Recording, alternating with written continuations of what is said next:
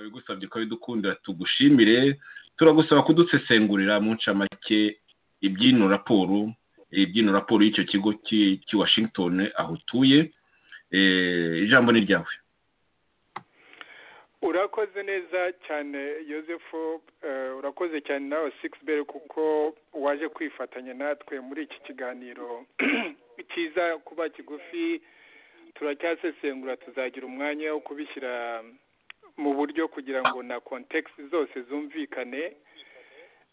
Icya mbere navuga mu by'ukuri nta gitangaje nk'ukuntu nawe Yosefu wari ubivuze uti hari n'andi maraporo yagiye aza, ahubwo nahoze mvuga ni n'uwakwandika yavuga ko bayise ngo ni Muse report MUSE, kuko abo bantu ngo bakoze iyo raporo ni abantu mu by'ukuri b'abavoka, ni umuryango w'abavoka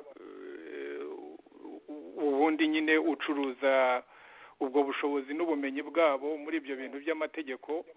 Uwajya kuri website y'iyo organization yabibona. Nta kintu rero gitangaje kubera ko ibyo bya Mucyo byabanjirije ibyo ngibyo ndetse n'ibindi bikunze kuza biherekeje icyo umuntu yakwita narrative ya FPR na DMI, kuko FPR DMI inkuru yabo ni iyihe ku mateka y'u Rwanda kuva muri 1994. Inkuru ni ukuvuga iyo nkuru nanjye nahoze mu bantu bayibibaga, bayisakazaga, bayishishikarizaga abanyamahanga. No kuvuga ngo indege ya Habyarimana yahanuwe na kariya gatsiko k'intera hamwe, kariya gatsiko mbese ka MDL MRND-CDR, agatsiko ka MRND-CDR, kugira ngo batangize genocide. Ngo extremists b'abahutu nibo bahaniye indege kugira ngo batangire igikorwa cya genocide y'abatutsi. Ikindi muri iyo nkuru ya FPR DMI ikavuga yuko mu by'ukuri FPR ariyo yahagaritse genocide, kandi hero mbese intwari muri ko guhagarika genocide y'abatutsi akaba ari Kagame. Icyo ni igice cya kabiri cy'iyo nkuru. Igice cya gatatu kikavuga mbese ko abafaransa ari bo bafashije buriya butegetsi kariya gatsiko ka MRND-CDR gukora genocide y'abatutsi. Ibyo rero akaba ari byo bice bitatu by'iyo nkuru. Kuva muri 1994 icyo kintu ubona ko kitigeze kivaho, niko iyo nkuru ivugwa buri gihe. Icyo umuntu yakwibaza rero ni ukuvuga ngo kuki ubu noneho bongeye harimo eko muri studio, ariko Yosefu sinzi impamvu yabyo, wareba neza ntabwo mbireka wenda iwanjye nshyire muri mute, reka nshyire muri mute wenda niba ari icyo byagira, cyangwa nsanzwe na Sixbert kubikora. Okay, nicyo numva twakora muri aka kanya. Okay, yes, ndumva nyine byashobotse ukomeza aho ngaho, byashobotse. Icyo cy'umuntu rero yakwibaza ni ukuvuga ngo kuki ubu ngubu hongeye gusohoka ikintu cya raporo nk'iyo ngiyo, raporo iva mu bantu bikorera ku giti cyabo, abantu prive, abantu mbese bacuruza ubukorikori bwabo, kandi bazi neza ariko kibazo gikomeye cyane ku kintu kijyanye na genocide ntabwo ari buri muntu wese, yewe n'igihugu ntikibifitiye n'ububasha. Ibyo ni ibintu bicungwa n'amategeko mpuzamahanga, uburyo bikora n'uburyo bikorwamo n'uburyo ayo maraporo akora. Icyo rero kuba bagikoze uyu munsi nicyo umuntu yakwibaza ati icyo bagamije ni iki. Ubwo wenda umuntu azagerageza gusesengura nyuma kwerekana impamvu byaba bikozwe, ariko genda tekereza impamvu eshatu, ubwo namwe mwaza kunyunganira. Iya mbere ni uko tugomba guturuka mu gihugu iwacu mu Rwanda, ukuntu ibintu ririya torwa rya Kagame ryagenze, abarirenganiyemo nk'uriya mudamu Diane Rwigara n'umubyeyi we n'iriya terabwoba n'ubwicanyi buri gihe buranga biriya bintu bibera mu gihugu na press mbi cyane hirya no hino ku isi cyane cyane ryerekanye uko ubutegetsi bwa Kagame buteye, ukuntu yigize mbese ubu yabaye life president.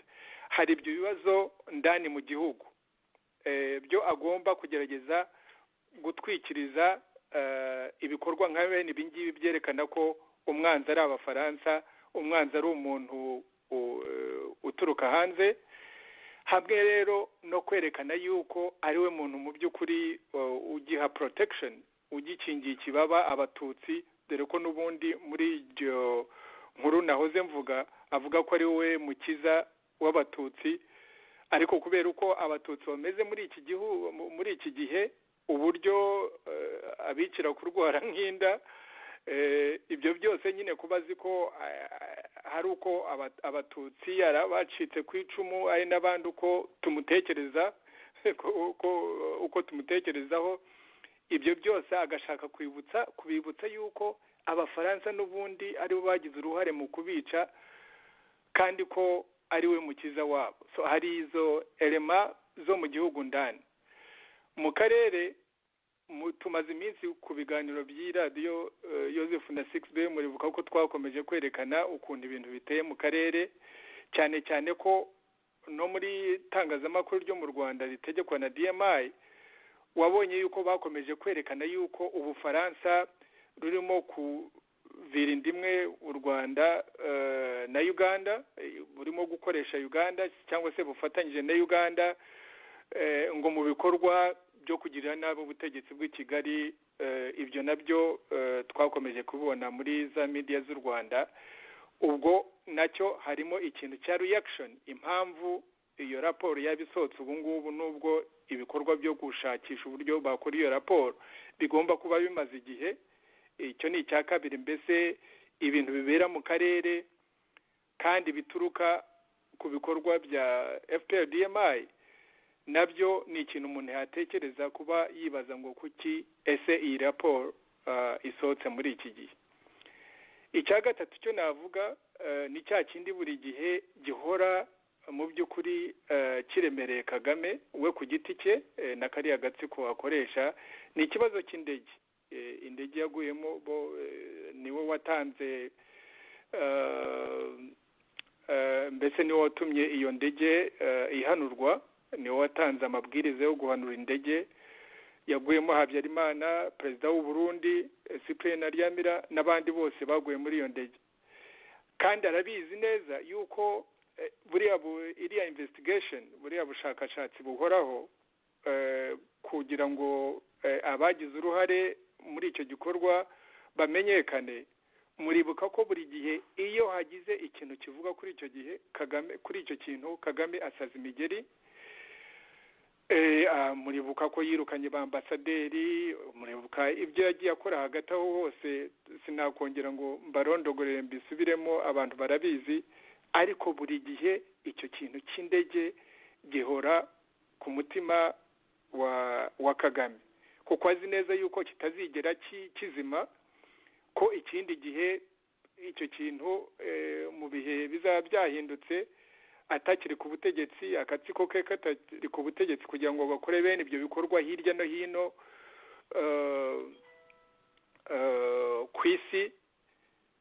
Urumva ko icyo gihe abatekereza ati abantu amaherezo bazandyoza ibi bintu by'indege. Ntabwo ibyanka bene ibi ntibijya bihera, bishobora no kumara n'imyaka 50-100 mu butegetsi bubifitiye ubushake, bukagerageza koko kwerekana uko icyo gikorwa cyakoze n'abari bakiri inyuma. Icyo kintu cy'indege rero ni impamvu ya gatatu mu by'ukuri umuntu yavuga ko iherekeje ibintu nk'ibi ngibi, kubera ko ni ibintu bihora ku mutima wa Kagame. Ubwo muri make rero mu gutangira nyine ngo tuganire kuri iki, navuga ibibera mu Rwanda ubwabyo n'ibibera mu karere, n'icyo kintu kijyanye n'ihanurwa ry'indege. Ni ibintu mu by'ukuri umuntu yavuga ko bizahora bizengereza Kagame, agahora ashakisha uburyo bwo gutuma iyo story isohoka. Murabona ko yasohotse uyu munsi kuko n'abo bantu bakoze ibyo ngibyo, uwo muryango w'abavoka, iyo kompanyi y'abavoka iri hano iri muri Washington. Murabona ko byasohotse muri za CNN, bigasohoka muri Fox News, muri Financial Times, hirya no hino bakabihererekanya. Ibyo rero nibyo Kagame abashaka, kubera ko biba bisa nkaho bimuvanyeho pressure ku bibazo biri indani mu gihugu, mu bibazo byo mu karere, ndetse n'icyo kibazo gihoraho kijyanye n'iby'indege. Utibagiwe noneho n'icya kane, mu by'ukuri nibutse ntarinkuriye no kwibagirwa iby'uruhare yagize muri jenoside y'abahutu, ibikorwa by'ubwicanyi byabaye mu Rwanda ndetse bikabera no muri Kongo, byahitanye abahutu bigahitana n'abanyekongo batagira ingano. Ibyo byose wabonye ko mushiki wabo yavuze ngo yego koko ngo hari abahutu ngo bapfuye, ngo ariko ngo abo ngabo ngo bapfiye, sinzi uko yabyise, ngo ni ibikorwa harya by'intambara. Muraza kunyibutsa, sinibuka uko yabivuze, ariko yabishyize uruhango ngo ni abaguye mu ntambara, ntabwo ari abaguye muri jenoside. Iyo ni impamvu mu by'ukuri nari nyibagiwe kandi ikomeye cyane. Iyo nakongeraho Joseph na 6bel naba mbashubije ijambo mukanyunganira.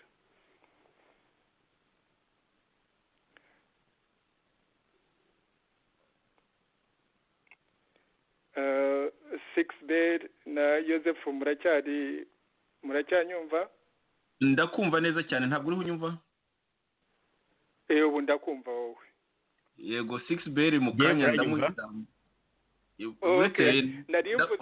Nari ntanze izo ngingo uko enye, impamvu tubona Kagame yabakoresha nyine iyi miryango iri prive kuvuga inkuru yo FPR DMI basanga nko kuva muri 1994.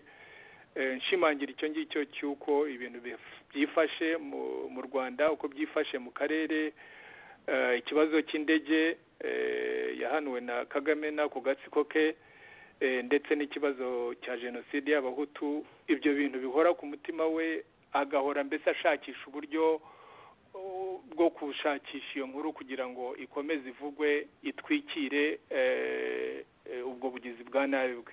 Ubwo nari mbashubije ijambo kugira ngo namwe munyunganire. Urakoze cyane. Mbere kugira ngo 6bel muhe ijambo, nagira ngo ngire utuntu nka tubiri nibutsa. Akambere nuko iriya raporo nk'uko nayo ubwayo byivugira, ya raporo ya Muse nk'uko ibyivugira, leta y'u Rwanda, guverinoma y'u Rwanda yasabye yuko ikorwa mu kwezi kwa 11 2016, umwaka ushize, nuko kwashize umwaka umwe. Ikindi cyo mbyitegereje, buri gihe Kagame FPR DMI asaba ibintu nk'ibyo ngibyo ari uko ageraniwe. Bityo muri uko kwezi kwa 11 2016 mu gusaba iyo raporo, hari ikintu kihegereye kigaragara, nuko mu kwezi kwa 6 Kayumba Nyamwasa yari yohereje kwa noteri raporo nyine ubuhamya bwe bwo kuri iyo ndege yohereza ubuhamya bwe, bituma ndetse bongera no gufungura Ubufaransa bwongera no gufungura dosiye y'indege, kuko Kayumba Nyamwasa yavuze ati ndashaka gutanga ubuhamya. Anabishyira no kwa noteri, aho turi mu kwa 6 2016. Hashize amezi 5 gusa Kagame nyine asaba icyo kigo cy'i Washington gukora iyo raporo yasohotse uno munsi, ariko mu by'ukuri bakaba baragejeje kuri guverinoma y'u Rwanda ejo bundi tariki ya 11 nk'uko nabivuze mu gutangira kino kiganiro. Akandi kantu nagira ngo nibutse nuko James Kabarebe yari yarahamagawe na juge w'Ubufaransa i Paris kuza kwisobanura iruhande rw'umutemwe wundi babonye, umutangabuhamya wundi babonye kuri iyo ndege. Baravuga bati rero James Kabarebe, kugira ngo ibintu bikomeze neza uzaze kwisobanura kugira ngo we n'uwo mutemwe nyine mukora icyo bita confrontation. James Kabarebe nyine na Kagame bamaze kuvuga ngo Kabarebe ngo ntabwo azaza mu Bufaransa mu gihe yagombaga kwitaba ejo tariki ya 14. Nagira ngo mbere kugira ngo 6bel afate ijambo nyine utwo tuntu nkwibukije uwagira utwo tuvugaho muvana muri Theogene. murakoze cyane nibyo koko ako ka kabiri ntabwo nari nkazi yuko James Kabarebe mu by'ukuri yagombaga kwitaba ejo ako ni ka detaye ntarinzi ariko byose nyine urabona ko bigusha muri bya bindi nari maze kuvuga ko buri gihe agomba kugira akandi kantu gashya azanamo wo kugira ngo ajijishe ibintu by'amanyanga byakozwe nawe n'ako gatsiko ke turanabyita amanyanga ni ukubyoroshya cyane ubugizi bwa nabi bukomeye cyane ari ibyo by'ihanurwa ry'indege ndetse n'ibyo byaha byakorewe abahutu mu Rwanda ndetse no muri Kongo. Ibyo rero nibyo bishimangira ibyo byo twavugaga, ahubwo tukanongeraho ko harimo n'ubuswa cyane, kubera ko ese ku bintu bijyanye na jenoside umuntu wese yagenda akifatira kompanyi runaka akavuga ati ngaho nimudukorere raporo nk'ibyo nyine, nk'ukuntu bakoze raporo ya Mucyo n'iyi ngiyi. Urabona ko ari ibintu mu by'ukuri byo kujijisha, kandi bazi neza yuko abo bantu bakoresheje nta burenganzira bakabaye bafite bwo gukora ngo raporo nk'iyo ngiyo. Ni nk'uko natwe twakwicara ubu ngubu tugakora raporo kuri uko Kagame na FPR-DMI bakoze jenoside y'abahutu mu Rwanda no muri Kongo. Ibyo nta wabyemera, ariko nuko noneho abanyarwanda baharanira ukuri, icyiza nuko amaraporo yose yakozwe ku bwicanyi bwa Kagame na FPR-DMI mu Rwanda no muri Kongo byagiye bikorwa n'imiryango mpuzamahanga cyangwa se n'abantu boherejwe n'umuryango mpuzamahanga ari Warren. We rero arizo za mapping report tuvuga ku bwicanyi bwabaye muri Kongo, ko bavuga ko haba harabaye jenoside, haba harabaye n'ibindi byaha nyine byaba uko babyita kose, ariko n'ubwicanyi bwose. Ariko urabona we inzira yo yihitiyemo ni ukuvuga ngo yishakiye kompanyi runaka, abayishyuriye nta n'uwabamenya, ariko amaherezo bizamenyekana. Ariko na Kagame ubwe ntabwo abuze amafaranga yo kwishyura kugira ngo abantu bamwuzurize iyo story, iyo narrative cyangwa se iyo nkuru amaze hafi imyaka 25 avuga. Ni ibyo ngibyo rero Joseph nagira ngo nkoreho komente, ubwo twakomeza. Urakoze cyane Sixbert, niba uriho unyumva noneho ijambo ni ryawe. Murakoze cyane, ndagira ngo nshimire nyine wadutegura kino kiganiro, nanashimire Dr. Theogene Rudasingwa ku bitekerezo bikomeye cyane amaze gutanga ahangaha, cyane cyane ririya sesengura y'impamvu zikomeye leta ya Paul Kagame. Ikibazo cyo gucikagurika cy'amajwi yawe Sixbert, ubu ngubu bimeze neza? Ubu bimeze neza. Nagira mbashimire nyine kuri iki kiganiro n'ibitekerezo bikomeye mumaze gutanga, cyane cyane ziriya mpamvu nyamukuru zituma leta ya Paul Kagame yaragiye gushaka ikigo, mu by'ukuri ikigo gikora ubucuruzi, kuko ni ikigo cy'abavoka gikora ubucuruzi, niko kazi kacyo. Bajya gushaka kiriya kigo bati mudukorere raporo ku ruhare rw'Ubufaransa, raporo ikomeye cyane, kugira ngo nibura iyi raporo nikorerwa hano izasakare, kubera ko amasosiyete menshi cyane acuruza amakuru cyangwa se akaza amakuru ku isi ari muri Amerika. Ngiye mbona ririya sesengura riryo, nkanatsindagira cyane cyane icyo kintu cy'uko koko turebye igihe leta ya Paul Kagame yagiriye muri Amerika gusaba yuko nyine gusaba icyo kigo kuyifasha gukora iri sesengura, koko birakurikirana nuko hari hamaze kuboneka ubuhamya bushya leta y'Ubufaransa nako ubutabera bw'Ubufaransa bwariho bwakira. Byaratangajwe ko hari abatangabuhamya bashya biteguye gutanga ubuhamya, bityo leta y'u Rwanda isanga ikibazo gikomeye ntaho izagihungira. yari yaratuje mu myaka mike yari ishize kubera ko bari baregera abategetsi bari mu Bufaransa icyo gihe, navugamo nk'aba Sarkozy, nkavugamo na Kouchner. Noneho barabegera kugira ngo barebe ukuntu bashyira imbaraga ku butabera bwo mu Bufaransa, maze iryo perereza riburiremo cyangwa se rifata ubusa. Noneho babonye ariko ubutabera bwanze buti tugomba gukomeza gukurikira iki kintu, bashya ubwoba bati ni byiza ko natwe duhangana ku mugaragaro. Rero nk'uko Dr. Eugene Rudasingwa bisesenguye, birumvikana ko Kagame afite ibibazo haba ari mu gihugu imbere, ukuntu yahinduye itegeko nshinga, ukuntu yitoresheje hafi 100%, ukuntu mu by'ukuri ubutegetsi bwe bumeze nk'ubwa Stalin cyangwa se n'ubwa Hitler. Ubwabyo ni ikibazo kuri we. Nubwo avuga ati naritoresheje nagize gute, azi ko abantu batabyemera, ndetse ko n'abamushyigikiye bo mu mahanga nabo ubwabo nawe yigeze kubivuga ko hari benshi bagiye bamubwira bati ibyo si byo. Icyo ni ikibazo kimwe afite kimuremereye. Hari ibibazo byo mu karere kuriho yanduranye n'ibihugu bituranye n'u Rwanda. Twakoze ibiganiro byerekeranye n'ukuntu Kagame ahanganye n'igihugu cya Uganda, akaba ibinyamakuru byo mu Rwanda bikorera leta y'u Rwanda bikaba byirirwa bituka igihugu cy'Ubugande, bigitwerera mbese no gutegura ngo ingabo n'ibitero n'ibindi byose bidafite epfo na ruguru. Muzi ukuntu uruhare leta y'u Rwanda n'ingabo zayo cyangwa se n'iperereza ryabo rya DMI bagize mu kudurumbanya igihugu cy'u Burundi no mu mutekano muke, no ku kibazo cy'umutekano muke wabaye mu gihugu cy'u Burundi kuva muri 2015 kugeza n'ubu ngubu. Muzi uruhare leta y'u Rwanda n'ingabo zayo bagize mu gihugu cya Congo ndetse n'abira byo muri Tanzania ubwo Perezida Kikwete yarakiriho. Perezida Kagame avuga ati uriya umunsi namukubise ntabwo azamenye ikimukubise. Bityo rero bikaba bigaragara ko Perezida Paul Kagame ibibazo arabigwije no mu karere. Ikindi biriya rero by'uko no guhunga kiriya kintu cy'uko jenoside yakorewe abanyarwanda bo mu bwoko bw'abahutu nabyo bishobora kuzamuka.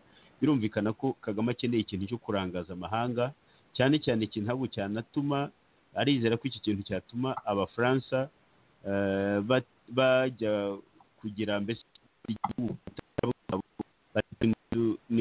nimutubabarire ibi bintu mube mubiretse, turebe ko twakiranuka n'urusaku rw'uriya muntu. Ariko rero icyo yibeshyaho ni uko ibihugu byateye imbere ubutabera bwabyo bufite uko bukora, ku buryo na leta ubwayo ntabwo irusha imbaraga ubutabera. Abategetsi bamwe na bamwe bashobora gushyira igitugu ku butabera, ariko ubutabera burakomeza. N'iyo icyo gitugu cyahaba ubutabera burakomeza. Aribeshyira akagira ngo ibyo mu Rwanda ni kimwe n'ibyo mu Bufaransa. Narebye rero iyi raporo koko, ndeba cyane cyane n'imyanzuro yayo, yenda nuko twari tutarajyaho tuyisesengura, ariko mu by'ukuri birumvikana iriya ni sosiyete y'ubucuruzi, ikaba yaregerewe na leta y'u Rwanda, yashakishaga mu by'ukuri sosiyete ikomeye nk'iyo ngiyo ishobora gukora raporo, noneho iyo raporo igasakara, ikaba ari raporo ikorewe muri Amerika, igasakara muri biro binyamakuru, muri zira za ibyo bita za agence de presse, ni ukuvuga mbese ibiro bitangaza amakuru ku isi, bigasakara aho hose. Noneho byahasakara bigatuma inkuru iba kimomo ku isi yose ko Ubufaransa bwagize uruhare koko muri jenoside yabaye mu Rwanda. Jewe ndareba n'iyo raporo ibyo bavugamo, niyo uhereye no ku gice cya mbere, aho berekana uruhare rw'Ubufaransa nyine kuva muri za 59 cyangwa muri 62 kugeza ngo muri za 70, ukuntu Ubufaransa bwari bufitanye umubano ukomeye n'u Rwanda, bushyigikiye mbese ubutegetsi bushingiye ku ivangura. Ngasanga iyo raporo yarakoresheje amakuru yagiye atangazwa inshuro nyinshi cyane na leta y'u Rwanda, cyane n'ibyatangajwe no muri ya komisiyo ya Mucyo, nayo itaragize icyo ifata kigaragara. Ugasanga hari aho biteranyaga ibintu, kuko ndibaza ko ubutwererane mu bya gisirikare Ubufaransa bwagiranye n'u Rwanda, ayo masezerano ntabwo ari ayo muri icyo gihe cyo muri za 60, ahubwo yenda kuko kiriya gihe ndibaza ko ari Ababiligi bari bafite uruhare rukomeye cyane mu byerekeranye n'ubufatanye bwa gisirikare na leta y'u Rwanda na repubulika ya mbere yari iriho icyo gihe. Hanyuma ahubwo abafaransa ugasanga baragize uruhare rwabo rwaragiye ruzamuka inyuma ya 73 ubwo abasirikare bari bamaze gufata leta. Ariko rero nabyo iyo ubirebye neza uragenda ukagera nko muri za 92 ugasanga abantu b'abasirikare b'abafaransa bari mu Rwanda bose hamwe bari nka 51 cyangwa 50 na bangahe. Ibyo rero urebye mu bihugu byafashaga ibindi cyane cyane nk'ibihugu byoherezaga abantu mu butwererane bwa gisirikari, gutoza abasirikari, kwigisha mu mashuri ya gisirikari no kwigisha mu gisirikare hirya no hino. Urebye ikibazo cy'ubutwererane uko cyari gihagaze muri ibyo bihe, ndibaza ko mu Rwanda ariho wavuga ko Ubufaransa bwari bunafite abasirikare bake cyane muri Afurika muri kiriya gihe, ku buryo rero kubyita ko nyine Ubufaransa bwari bufite ingabo nyinshi cyane mu Rwanda byo si ukuri. Ahubwo muri za intambara imaze gutangira, intambara ya FPR Inkotanyi imaze gutangira, koko leta y'u Rwanda yitabaje ibihugu yari ifitanye nabyo amasezerano y'ubufatanye mu bya gisirikare. Ubwo hajemo Ubufaransa ndetse na Zaire, ni Repubulika Iharanira Demokarasi ya Kongo, icyo gihe yitwaga Zaire, nayo yarimo mu batabaye icyo gihe. Nkumva rero n'Ububirigi nabwo bwajemo. Nkumva rero ibyo byari mu rwego rw'ubutwererane, nk'uko n'ubundi igihugu cyose gifitanye ubutwererane bwa gisirikare n'ikindi gihugu cyitabaza abo bafitanye amasezerano nk'ayo ngayo. Ndumva rero ntatenanye ijambo ari aho naba ngarukiye. Urakoze cyane. Akantu gatoya nagira ngo nongere kuri icyo Sixbert yamaze kuvuga. Umuntu agitandukanya na political na diplomatic influence, no kuvuga mbese imfashanyo y'ibihugu ibingibi by'ibihangange biba bifite kuri bene izi za leta, ari iyo leta ya MRND-CDR cyangwa se iyi leta ya FPR-DMI cyangwa se n'izayibanjirije cyane cyane ndavuga ubwo ubutegetsi bwa Gergori Kayibanda. Nuko ibi bihugu biba bifite influence ikomeye cyane mu rwego rwa politiki na diplomasi mu rubuga mpuzamahanga no mu butwererane, dore ko ibi bihugu ari ibihugu by'ibikene. So urumva iyo ufite rero umuntu ni nka bya bindi ngo uhagarariwe n'ingwe cyangwa se n'intare aravoma.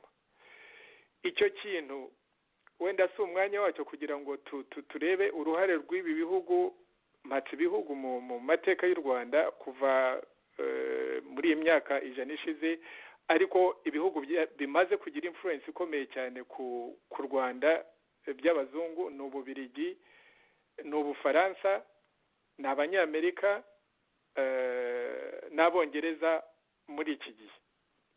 Nubwo hari na influence bituye mu karere, kubera ko sinzi ko wari uwarusha Uganda mu butegetsi bwa Museveni kuba bwaragize influence mu mateka ya hafi, kubera ko FPR yashoboye gufata ubutegetsi kubera inkunga yabonye kuva muri Uganda. Ariko umuntu arebye ibyo bihugu ko ari bine, tugomba gutandukanya kuvuga ngo Abafaransa ngo nibo bakoze jenoside, cyangwa se nk'uko ababyeyi bacu bajya batuvuga ngo bana bacu ngo buriya ngo kuva ngo Ababirigi baratu sinzi ukuntu mama yajyaga bitubwira, baraturenganije nibo mbese ko bafatanyije n'Abahutu bakatwirukana mu gihugu na Kiliziya Gatolika.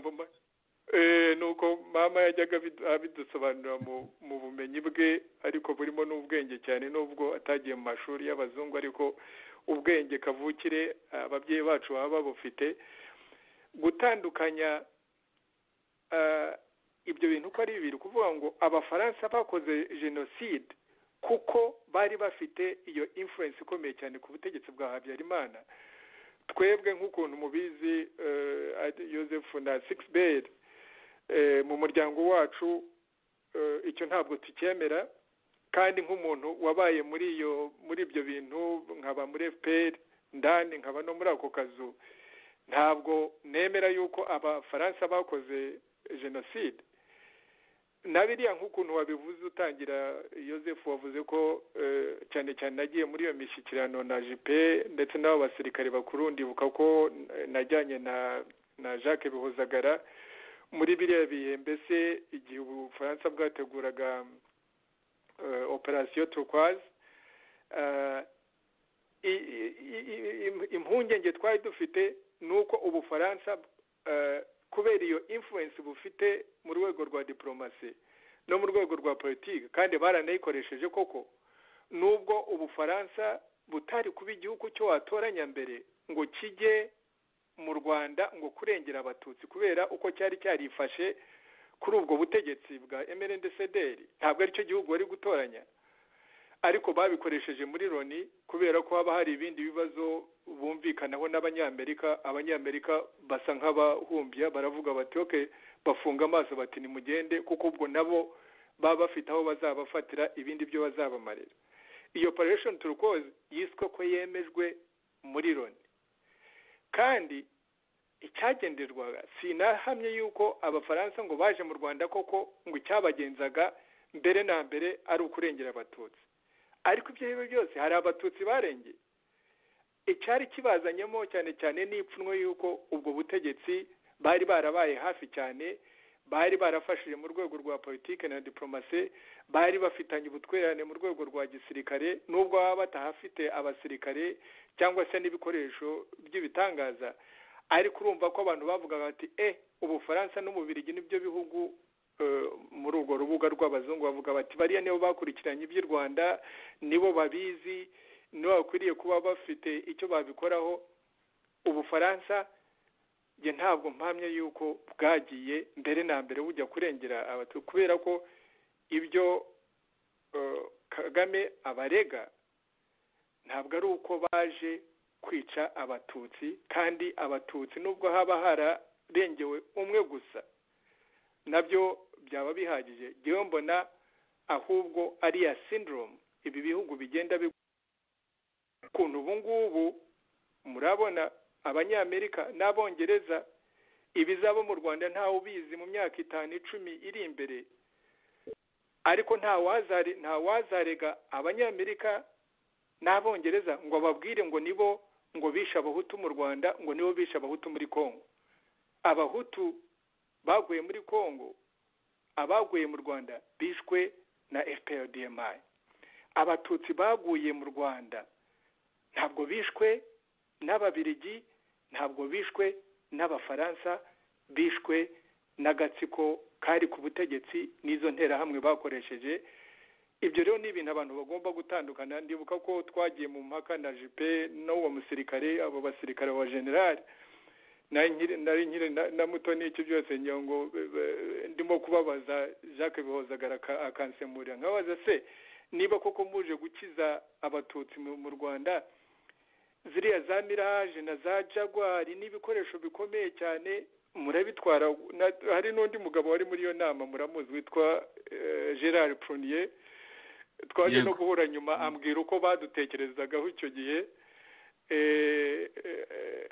barimo kuvuga ngo impamvu bashaka ibikoresho bihambaye cyane ngo nuko bari barabonye uko byagenze muri Bosnia nuko byagenze muri Somalia ngo nta musirikare w'umufaransa wakwifuza kujya mu ahantu hameze kuriya adafite ububasha biramutse bibaye ngombwa ko agomba gukoresha ubwo bubasha kugira ngo birwaneho twagiye muri izo mpaka ariko nagira ngo rwose nongere nshimangire icyo kintu cyo kuvuga yuko ngo abafaransa bakoze jenoside ntabwo abafaransa bakoze jenoside yakozwe n'agatsiko kandi ubutegetsi ni MRND-CDR ibyo ngibyo rero byo ni nkaho rero Kagame we impamvu ze nizo ngizo zo twavuze impamvu agomba gutsimbara kuri uko nguko bahora babisobanura ni nkuko mu myaka iri imbere abazaba bariho icyo gihe bandika amateka y'icyo gihe baba bakoresheje bavuze ngo abanyamerika n'abongereza nibo bishe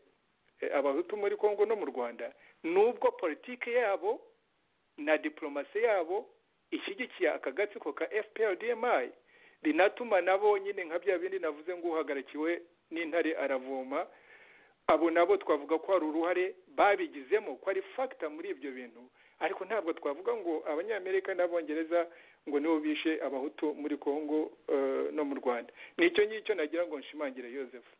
Nagira ngo nanjye nshimangire gatoya akantu maze kuvuga uti ntabwo nahamya yuko abafaransa bari bagiye mu Rwanda gusa gufasha abatutsi cyangwa se n'abandi bari barenganye, ati wenda bari bafite n'indi gahunda. Nanjye ndabitekereza kabone n'ubwo bahageze kuko bagafasha abatutsi cyane rwose, ndetse bakikoma interahamwe bikomeye, kuko kuri RTL mu bwayo bageze baravuga batese abafaransa ko twari tuzi ko ari inshuti zije tukabona ari abanza ahubwo.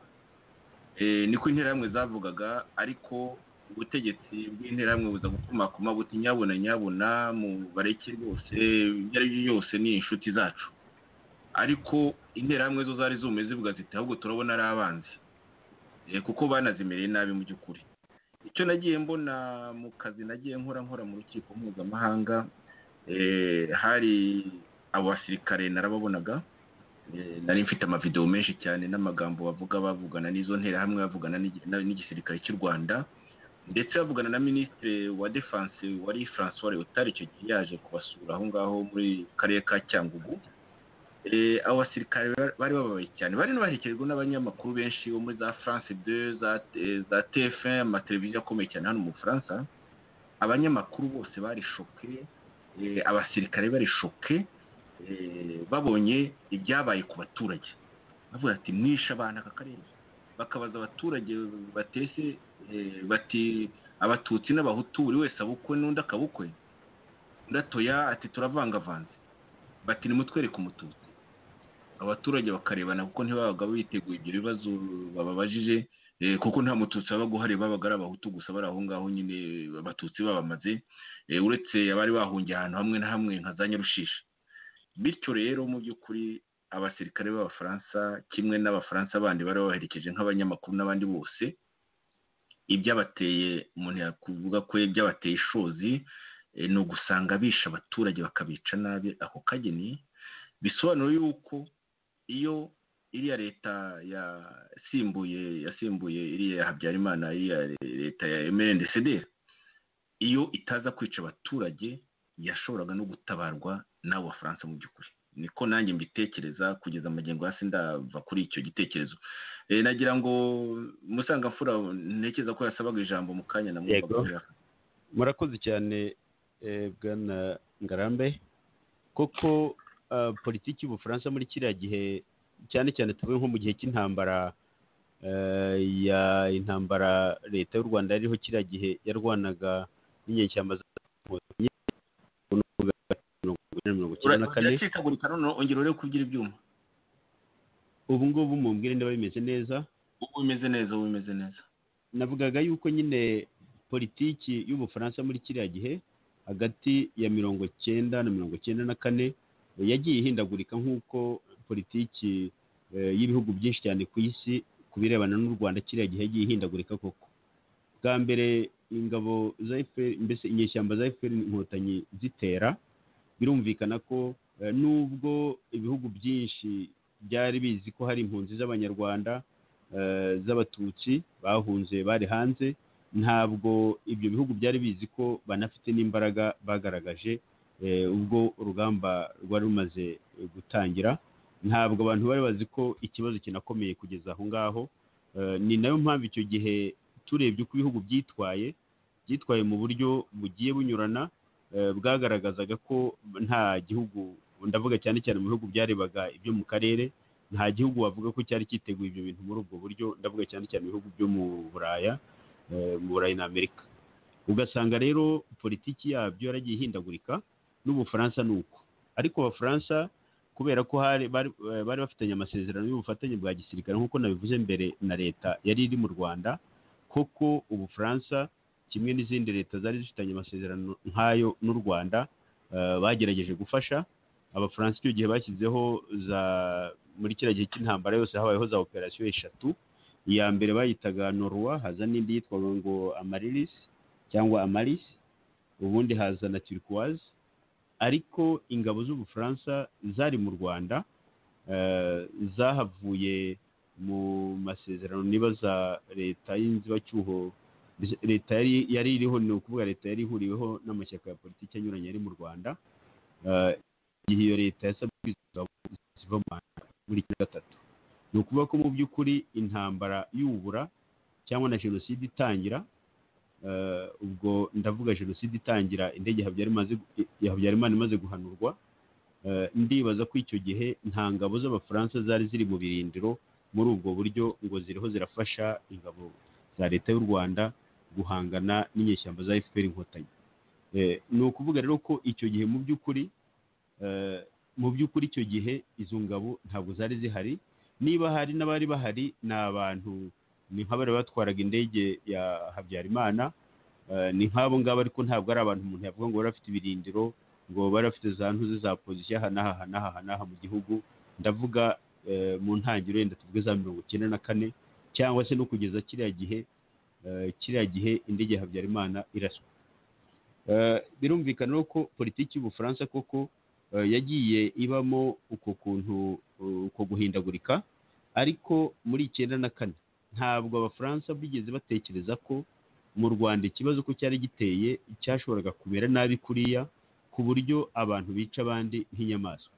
Kiriya kintu nabo ubwabo cyarabatunguye nk'uko cyatunguye ibihugu byinshi cyane.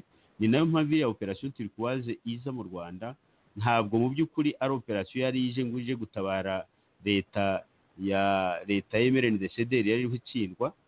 Iyi operation yaje ije kugira ngo barebe ko hari abantu bashobora gutabara, ko hari abantu bashobora gukiza, no kugira ngo barebe niba abantu bashobora kumvikana cyangwa se niba intambara ishobora koroha, kugira ngo abantu bari bihishe batabona n'icyo barya cyangwa n'abandi bariho bicwa bashobore gutabarwa. Nkaba nibaza ko niba koko n'abakoze iriya raporo, nubwo bavuga ko nyine bayikoze babisabwe n'u Rwanda kandi bagahabwa n'amakuru bashyizemo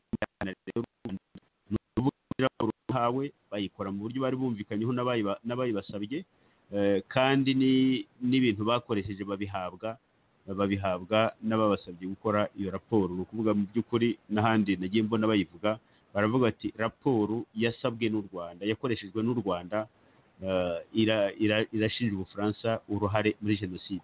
Ni ukuvuga rero ko mu by'ukuri niba jenoside bavuga iriya jenoside nk'uko umuryango w'abibumbye wasobanuye ko jenoside yabaye muri 1994, nk'uko ntabwo nibuka yenda wa mwanzuro w'umuryango w'abibumbye wavugaga unashyiraho urukiko mpanabyaha rwa Arusha, bavugaga ko urwo rukiko mbese rwagomba gukurikirana ibyaha byakozwe mu Rwanda kuva ku itariki ya mbere y'ukwa mbere muri 1994 kugeza impera z'uwo mwaka. Ni ukuvuga ko ku muryango w'abibumbye bavuga ko jenoside yakozwe muri uwo mwaka, igakorerwa mu Rwanda, mbese igakorerwa mu Rwanda no hanze, kuko bavuga ko bazakurikirana abantu bakoze ibi byaha mu Rwanda no hanze yarwo.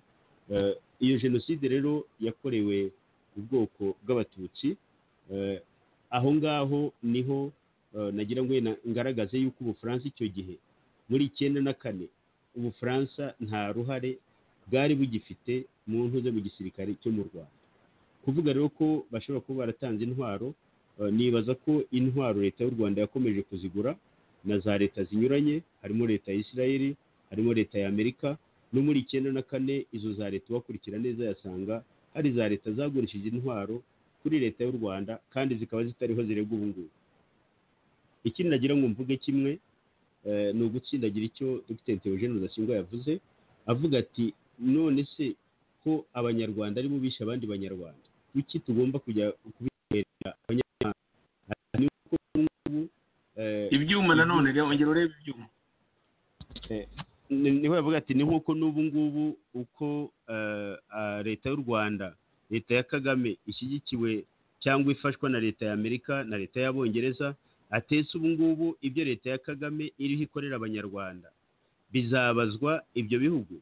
Niba leta ya Kagame nigera ubwo ishinjwa ku mugaragaro, igakurikiranwaho ku mugaragaro jenoside yakorewe ubwoko bw'Abahutu, ese bazavuga ko ari Abanyamerika n'Abongereza babikoze? Birumvikana ko abanyarwanda tutagomba guhunga ibibazo byacu. Abanyarwanda nibo bishe abandi banyarwanda. kubitwerera abanyamahanga, gushakisha ibibazo mu banyamahanga, kubyegeka ku banyamahanga ni uguhunga ikibazo, bigatuma nyine iyo igihunga nta n'ubwo wakibonera umuti kandi wagihunze. Numvaga nagira ngo nanjye nsindagira aho hantu, kuko icyakora yumvikana bikwiye no kubera isomo, kuko ibyo bihugu byose biriho bishyigikira leta y'u Rwanda, leta ya Kagame, kugira ngo nabyo bibone ko iyi nkoni leta y'u Rwanda ishaka mbese ihora ikubita Ubufaransa. Ibyo bihugu nabyo bikwiye kumenya yuko ibyo leta y'u Rwanda iriho ikora kandi ihabwa inkunga n'ibyo bihugu, ibyo bihugu bikwiye kuzirikana yuko nabyo ejo bizaba biriho bibazwa ibyo leta ya Kagame iriho ikorera abanyarwanda, cyangwa ibyo leta ya Kagame iriho ikora mu karere. Murakoze. Mu gusoza rwose, kuko ikiganiro twanagitangiye dutinze, umuntu yakwibaza aho iyi raporo y'u Washington ya raporo News yaba itandukaniye n'iya Mucyo, kuko iya Mucyo yasohotse ku itariki za 5 z'ukwa munani mu mwaka wa 2008. Iyo raporo yavugaga ko rwose uruhare rwa guverinoma bw'Ubufaransa rutaziguye, urwo ruhare rutaziguye muri jenoside yakorewe Abatutsi, ndetse iyo raporo yanavuze n'abantu 13 ba civile bagomba gukurikiranwa, harimo Perezida Mitterrand, harimo Alain Juppé yari minisitiri w'ububanyi n'amahanga, akaba nubwo yari yaravuze ko ari jenoside rwose mbere ya bose, harimo François Léotard wari minisitiri wa Defense, harimo Marcel Debarge wari minisitiri w'ubutwererane, bitwa ba Hubert Védrine wari secrétaire général mu présidence kwa Mitterrand, Edouard Balladur wari minisitiri w'intebe, abitwa ba Bruno Delay, abitwa ba Jean Christophe Mitterrand, ba Paul Giroux, ba Dominique de Villepin, ba Georges Martin n'abandi, bakaba bagera kuri 13 ba civile, ariko harimo n'abasirikare bagera kuri 20, barimo ba Jacques Langsade, ba Amiral Jacques Langsade, ba General Christian Queneau, ba General Pierre Houchon n'abandi b'abagenero n'abakoloneli n'abandi bose bagiye muri Operation Turquoise, ukagarukira kuri General Jean-Claude Lafourcade wari komanda w'iyo Operation Turquoise. Bati rwose twasanze iyo ni raporo ya Mucyo yasohowe tariki ya 5 z'ukwa munani 2008, igashyirwa ahagaragara ikamurikwa na Ministre Karugarama wategekaga, wari uyoboye ubutabera icyo gihe. Bati rwose turasanga Ubufaransa bwaragize uruhare rutaziguye. None iyi raporo nyuma y'imyaka 9, bati noneho dusaba Abanyamerika kuvuga ibyo mu by'ukuri raporo ya Mucyo yavuze, nako yafindafinze. Muvandimwe Theogene, izo raporo mu by'ukuri ese haba ari ukuvuga ngo ubwo ari Abanyamerika babivuze wenda ngo byaba bifite agaciro kurusha ibyakozwe n'iyo raporo ya Mucyo byose ko bifindafinze ijambo? Nibyo ubivuze neza, nibyo narengeye kuvuga. Urumva Mucyo bakoze raporo, ariko iyo raporo uretse twebwe tubikurikirana kuko turi Abanyarwanda, ariko hanze ahangaha kuri za CNN ibinyamakuru biri muri izi kapitali z'abazungu nta wigeze abifata kugira ngo abizamure. Ariko urabona kuko aka kazi kakozwe n'aba bantu b'inahangaha bazi n'uburyo iyo nkuru bagomba kuyishyira muri izo za channel zose, urabona ko byasakaye bisa nkaho ari mbese akantu gashya ko Kagame PDMI bakoze. Icyo rero ni ikintu cyo umuntu agomba Abanyarwanda n'abanyamahanga bakwiriye gusobanukirwa, kandi iyi radiyo yacu isigaye ikurikiranwa n'abantu benshi. Nahoze natekereza ko tugomba kuzashakisha uburyo wenda igihe kibonetse twajya tugira za emisiyo nubwo zaba ari ntoya mu Cyongereza, kugira ngo abo banyamahanga bakurikirana iyi radiyo nabo n'Igifaransa, ndetse byanadushobokera nk'ukuntu twahoze tubyifuza, ndetse n'Igiswahili mu karere, kubera ko hari abantu benshi bakurikirana iyi radiyo kandi badusabye yuko twajya tugerageza gushakisha uburyo izo ndimi nazo twazitangazamo. Ariko icyo nagira ngo nshimangire ni icyo ngicyo uvuze Joseph, yuko igishya ni uko ni nayo mpamvu bashatse abantu bahangaha bakabishyura amafaranga menshi cyane, amadolari menshi cyane, ni uko bazi ko abo iyo bakoze bene ako kazi bagomba no kumenya uburyo bagomba no guhitisha iyo nkuru. Iya Mucyo ntawe wayikurikiranye, ariko iya News amaherezo nzandika ikintu bita the news mucho scandal kubera ko urabona ko ni ibintu by'inkuru bagerageza bakora ni recycling sinzi uko mukita Joseph recyclage mu gifaransa recyclage niyo bahora bavuga kandi bya bindi byo Hitler na Stalin bavuga ni inkuru z'inshyushyane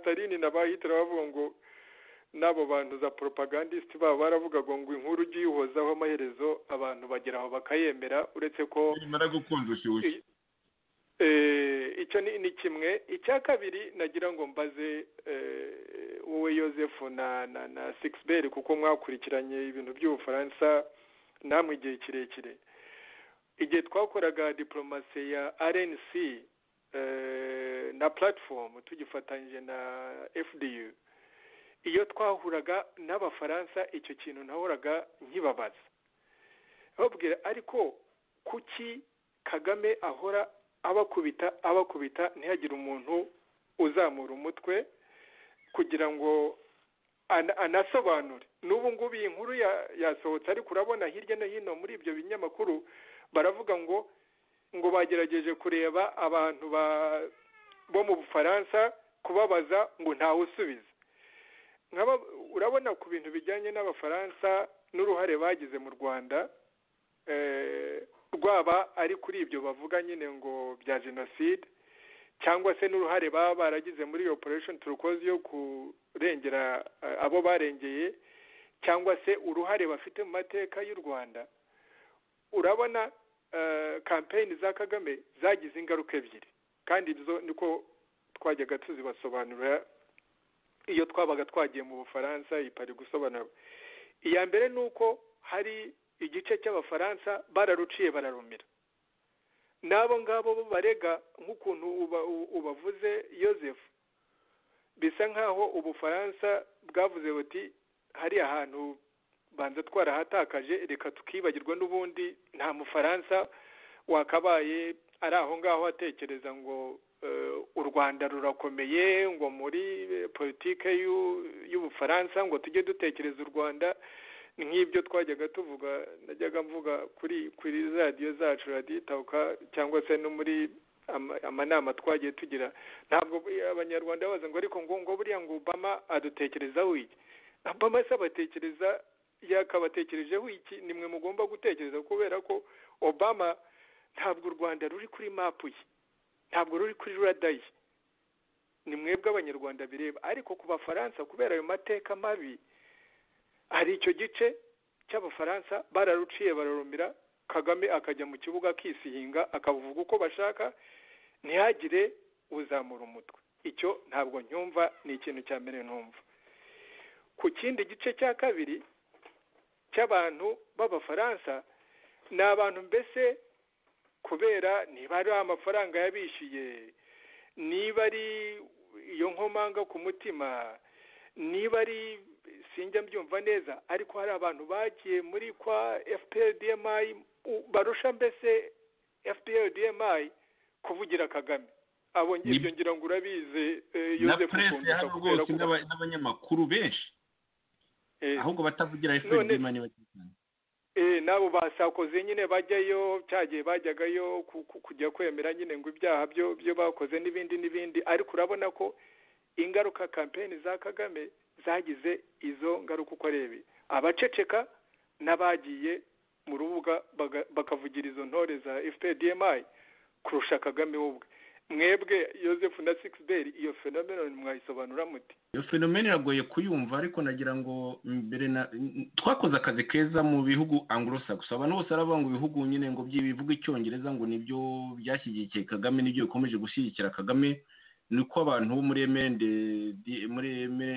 MND-DMI nako CDR bakunda kuvuga ngo bari abantu bavuga Icyongereza ngo ni abantu b'Abatutsi mu by'ukuri. Ariko ibyo bintu icyo kintu twaragishoboye koko cyo kumvisha abo ngabo yuko Kagame ari umunyabyaha. Press yo mu Bwongereza cyane cyane ntigicanwa no kwa Kagame.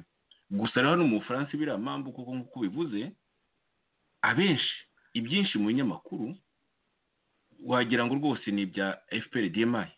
haracyari akazi rero gakomeye cyane.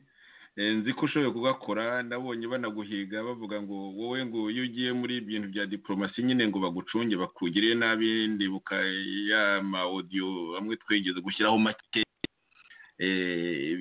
Akazi ko gukora hano mu Faransa ku buryo bava muri icyo kintu cyo kugira isoni, cyo kubika umutwe, kandi mu by'ukuri ikintu bakoze, ahubwo niba hari abantu bagombye kureba mbere mu bye mu Rwanda bazabona nko mu mwanya wa 4 wa 5 muri byose baregwa byose, nta bagombye kuregwa mbere y'Abongereza, y'Abanyamerika ndetse n'Ababiligi, kuko Abafaransa ntibari bagihari ngo baterane Abanyarwanda gatoya na gatoya, ahubwo bagiye basaba bati tujye gutabara, ahubwo ugasanga abandi barabatangira.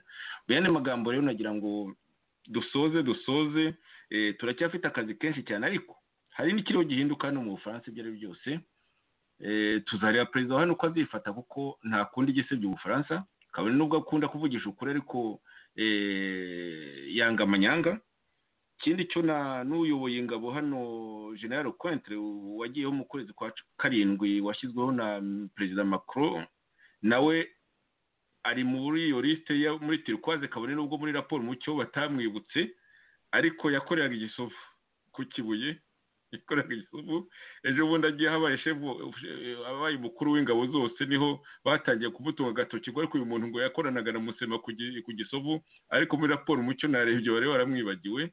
Bityo rero ibyo byose wenda bifatanyije bazageza aho ngaho bavuge bati mureke kubeshya, mureke amanyanga. Nagira ngo niba musanga mfura nta kindi yifuza kurenzaho nanjye uranyumva neza. Yego, nagira ngo wa mugani nanjye mvuge ko nabonye Ubufaransa bumaze kubona ukuntu FPR yagiye buzamukana muri iyi propaganda yo kuvuga yo kubusiga icyaha cya jenoside yakorewe Abatutsi. Ubufaransa bwarabunze buricecekera. Impamvu nagiye mbona za mbere ndavuga kubera ko natangiye kujya mvugana n'abantu b'Abafaransa, ndavuga aho ngire no muri opposition nagiye mvugana nabo, na bamwe muri bo kuva muri za 90 na kangahe. Icyo nagiye mbona nuko uko za leta zaho zagiye zihindagurika, habayemo ikibazo cy'aya mashyaka aba yasimburanye ku butegetsi, noneho ishyaka rikasa nkaho rivuga riti nta wamenya uko bariya bakoraga ibyabo, rero nta wabimenya. Noneho bituma bibagirwa yuko igihugu cyabo kiriho gisigwa icyasha. Bituma rero bakomeza kubunda, noneho uko ubutegetsi bwagiye busimburana mu Bufaransa, ugasanga mu by'ukuri badashaka gufata icyo kibazo mu ntoki zabo ngo bashakishe ishema ry'igihugu cyabo. Ariko ibintu aho bigeze ubu ngubu, nk'uko Kagame nawe ubwo ajya bivuga ati ukurikirana umugabo byageraho nyine akaguhindukirana. Ndibaza ko aho Ubufaransa babugeze ubu ngubu, igihe cyo guhindukira cyageze, kugira ngo Abafaransa mu by'ukuri bereke ukuri n'Abafaransa ubwabo n'isi yose, bereke ukuri Abanyarwanda, Abafaransa ubwabo n'isi yose. Ndibaza ko igihe cyageze. Je nkaba mbona izi za raporo nyine Kagame zifitemo inyungu, birumvikana, kuko ibyo bagiye bakora mbere bagiye babona ko bituma Abafaransa bagenda baceceka, bakigirayo, ku buryo iriya raporo ijyanye n'indege ya Habyarimana, Kagame yari yaratuje azi ko icyo kibazo cyarangiye. Abonye iyo raporo batarayijugunye burundu, abonye ubutabera bukiyikurikirana, nibwo agiye gushaka bari abacuruzi b'Abanyamerika ati nimudufashe mudukorere raporo ndetse munashakisha uburyo yasakara ikagera ahantu hose, kugira ngo Ubufaransa rwose tubushyire kawo, tubutsinde burundu kuri iki kibazo. Nkaba numva rero mu by'ukuri nubwo ibinyamakuru biho bivuga cyane, Abafaransa ntacyo baravuga, ariko bazagira ubwo bavuga. Ariko ndanakeka ko n'igihe cyageze kugira ngo Abafaransa babwire isi yose ibyabaye koko n'uruhare rwabo rwo ari rwo, banerekane n'uruhare rwa buri wese mu bantu bose bagiranye ubutwererane, byaba ari ubutwererane na leta yari iri mu Rwanda kiriya gihe, byaba ari ubutwererane na FPR Inkotanyi, kuko nayo ubwayo yari ifite abari bayishyigikiye, kandi nayo ubwayo ifite amarorerwa menshi cyane ibazwa. Ni ukuvuga rero ko ibyo FPR-DMA iriho ikora ubu ngubu, ubwo ndashaka kuvuga nk'igihugu cya Uganda, ndashaka kuvuga Abongereza, ndashaka kuvuga Abanyamerika n'abandi bose mbese bayishyigikiye, uriya ni ukuvuga ko nabo ibyo FPR-DMA iriho ikora ubu ngubu bizabahindukirana. Cyakora politiki y'Ubufaransa guceceka ku bibazo nk'ibi ngibi nacyo ni ikibazo. uko twagiye tujya kubareba kuko twarabivugaga, bo bakavuga bati ibyo bavuga biragaragara ko ari amatakirangoyi, ko nta n'ishingiro bifite, ntidukontorora ubutabera bwa hano, kandi abantu bose barabibona. ariko nubwo abantu bose babibona, ntibyabuza ko bisobanurwa neza bigashyirwa ahagaragara, noneho ndetse n'iby'izo za raporo z'iraswa ry'indege ya Habyarimana n'ibyazo bikarangira bikajya ku mugaragaro, abantu bagaharanira ubutabera mu buryo busesuye. Murakoze. Ndagushimiye muvandimwe Sixbert. Nagira ngo muvandimwe Theogene asoze kino kiganiro, ikiganiro twahaye nyito uko Kagame DMI n'abanyamerika batwerereye Ubufaransa jenoside yakorewe abatutsi. Muvandimwe Theogene, mbese urakoze Joseph, Amerika nayo itari yahindutse muri iki gihe, Amerika itari yahindutse. Mbese aho ngaho ahubwo Kagame ntabwo yaba ariho yikuriraho mu nyota ku mugani w'Abarundi. Ijambo ni ryawe. Murakoze cyane Joseph. Iki gihugu bahugiye muri rwinshi, murakurikirana inkuru z'ahangaha. Hari n'ibibazo haba mu gihugu ndani, hari n'ibindi bibazo biremereye cyane mu rubuga mpuzamahanga, ku buryo u Rwanda ntabwo mu by'ukuri umuntu yavuga ko kuri rada, nubwo nk'ukuntu tumaze iminsi tubisobanura Joseph, u Rwanda buhoro buhoro ariko mu buryo bizagira ingaruka zikomeye, ruragenda ruhinduka military base y'iki gihugu, base militaire y'iki gihugu, Abongereza ndetse na Israel. Nagira ngo rero nsoze mvuga nongera gushimangira ibi bikurikira. Icya mbere ko iyi raporo mu by'ukuri ije ikomeza mbese kuvuga ya nkuru yo tumaze igihe kirekire tuzi kuva muri 1994, ya nkuru ya FPR-DMI, ko nta gishya ije mu by'ukuri, noneho ivuga ibya ya raporo ya Mucyo, ariko noneho ikaba yashoboye kubigeza mu itangazamakuru mpuzamahanga hirya no hino. Ubwo kuri Kagame akaba yavuga ko yahabonye amanota. Icyo ni icya mbere. Icya kabiri cy'umuntu yavuga ni ukwibaza ati impamvu ni izihe? Impamvu ni ukubera ibibazo bya politike mu gihugu, uko abanyarwanda babona Kagame, uko abanyamahanga babona Kagame, biriya byiswe amatorwa, n'ukuntu mbese yiyimitse imyaka kugeza 2034 cyangwa se kugeza igihe Imana izamuhamagarira, ntabizi, natwe ntitubizi. Ariko urabona kubera politike n'umwuka uri mu gihugu mbere na nyuma y'ayo matora, urabona ko ari ikintu kimuhangayikisha agomba kuba azirikana. Icyo ni icya mbere. Icya kabiri ni umwuka mubi atera mu karere, haba muri Uganda, mu Burundi, muri Congo ndetse no muri Tanzania, uko bamubona n'ukuntu ababona, n'uyu mwuka agerageza kubiba watuma agaruka mu ntambara zatigeze avamo, ariko dore ko asahurira mu nduru no mu ntambara akunze guteza akarere, cyane cyane nk'aho ngaho muri Congo, aboneraho umwanya wo kwica no gusahura.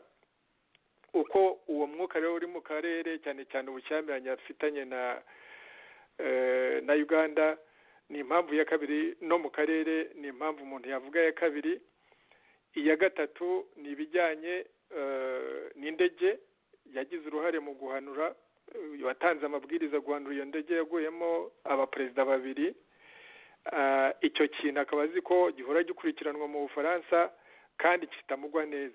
Hakaba rero hariyo n'icyo cya kane cyo kuvuga ko mu by'ukuri hari ibyaha, ari we ari n'agatsiko k'abasirikare, ibyaha bakoreye Abahutu, jenoside n'ibindi byaha, nk'ukuntu byatangajwe na mapping report n'andi maraporo menshi yagiye abivuga, amaraporo mpuzamahanga, atari ibingibi byo kugenda ngo usesere ugende ubwira abantu uti ngaho nimunkorere raporo, dore kandi ndifuza ko raporo izaza ivuga ibingibi, dore n'imyanzuro nshaka ni iyi ngiyi. Niko yabigenjeje. Ariko ayo maraporo yandi avuga ibyaha byakorewe abahutu, byakorewe abanyekongo, kandi ari amaraporo yubashe, uretse ko ibihangange mu rubuga mpuzamahanga rutifuza ko hari ibyakorwa mu gukurikirana ibivuga muri ayo maraporo. Kuba bidashoboka uyu munsi ntibivuga ngo n'ikindi gihe ntibizashoboka, kuko ibyaha byakorewe abantu ntabwo bijya byibagirana. Ntabwo wakwicira umuntu ngo azibagirwe ko yapfushije. Ibyo ntabwo rero bizigira bisibikara. Amaherezo mu mateka yacu bizongera, abantu babikurikirane, ababigizemo uruhare bamenyekane, banabihanirwe. Icyo narangirizaho rero ni icyo ngicyo nyine umuntu yibazaga, kuki se Ubufaransa bwo butagira icyo buvuga. Ndizera ko buzikubita agashyi bukabona ko ntabwo ari kuri Kagame gusa, kuko urabona ko bitangiye gufata indi ntera ubwo yize kujya yishyura abantu bakabishyira muri za media. Opinion publique yo mu Bufaransa, yo mu Burayi, yo mu Bwongereza ku rubuga mpuzamahanga, opinion igendera ku byanditswe. Igendera ku byanditswe, byaba ari ukuri atari ukuri, ariko ni ibintu bishobora kugenda kubera ko bivugwa umunsi ku wundi, nk'ukuntu ba Stalin na ba Hitler babivugaga ngo ujye ubihozaho amaherezo abantu bazabyemera. Ni ibintu byo numva nanjye Ubufaransa budakwiriye kurekera aho ngaho, ariko kandi nongere ngisubiremo, kandi tuzakomeza tugisubiremo. Twari twavuze nta jenoside yakozwe n'Ubufaransa. Jenoside y'Abatutsi yakozwe na MRND-CDR, jenoside y'Abahutu yakozwe n'agatsiko FPR-DMI. Naho ngaho narangiriza Joseph. Ndagushimiye cyane, nshimiye n'umuvandimwe Sixbert Musangafura, nshuti mwari muduteze amatwi. Mwari kumwe nanjye Joseph Ngarambe, hamwe birumvikana na Dr. Theogene Rudasingwa na bwana Sixbert Musangafura muri kino kiganiro. Twasesenguye ukuntu Kagame, FPR-DMI n'abanyamerika batwereye Ubufaransa jenoside yakorewe Abatutsi. Muri kino gihe bikaba mu by'ukuri baramaze kubigira akamenyero, ku buryo hasohotse ejo bundi iyi raporo news iza mu by'ukuri ivuga ibyavuzwe muri 2008 na raporo ya Mucyo. Muraraharyana rero aho bwije ahandi bwakeye,